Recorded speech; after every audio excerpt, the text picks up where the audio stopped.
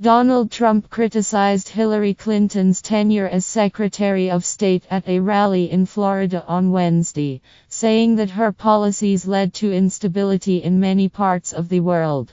Meanwhile, Mrs. Clinton criticized Mr. Trump's business practices while campaigning in Colorado. Photo, AP. The Republican presidential candidate has routinely claimed that Bernie Sanders lost his Democratic primary race against Clinton because of a rigged system packed with superdelegates who could vote for the candidate of their choice. But he took his complaints to a new level Monday, warning to a crowd in Columbus, Ohio that the general election itself, already filled with bitter partisan rancor, will be marred by corruption. That same night he sounded the alarm again. I am telling you, November 8th, we'd better be careful, because that election is going to be rigged, the provocative billionaire told Fox News, and I hope the Republicans are watching closely, or it's going to be taken away from us.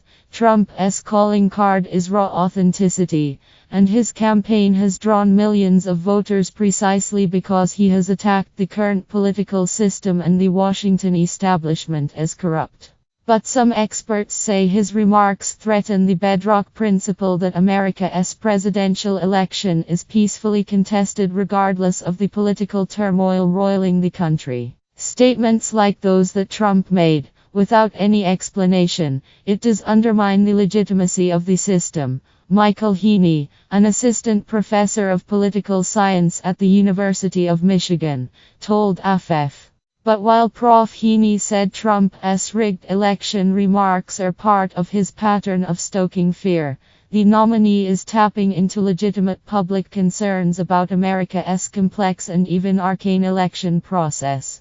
Trust in that system has waned, according to a Pew Research Center study tracking public confidence in the accuracy of the national vote. In 2004, 48% of Americans said they were very confident that the votes across the country were accurately counted.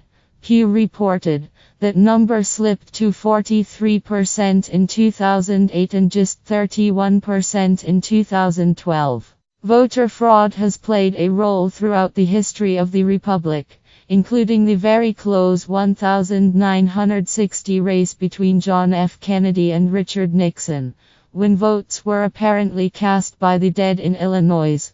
Voter controversies, including accusations of access restrictions, swelled in Ohio in 2004. Fueling voter skepticism among the average voter are sets of rules that differ from state to state. We actually have something like 50 election systems rather than a unified election system, said Lorraine Minute, professor at Rutgers University and author of The Myth of Voter Fraud. Nevertheless, general election fraud remains exceedingly rare, experts say and studies show, and Prof. Minute stressed it was not common for a presidential candidate to suggest an upcoming election will be rigged. Republican politicians and officials have regularly pressed for a toughening of voter identification laws. The threat of fraud has been used to justify the rules that we've seen a revival of in the last several years that are actually making access more difficult for certain groups of people, Prof. Minute said. Democrats including Clinton have warned that Republicans seek to impose such rules to suppress the Democratic vote. Pamela Smith, president of the nonpartisan Election Monitor Verified Voting, said the trend has been towards more paper, physical ballots and away from unverifiable types of systems in order to ensure accountability and accuracy. Accusations that a person illegitimately won the election are not new, but the possibility of a loser in the race making hay may be close to unprecedented.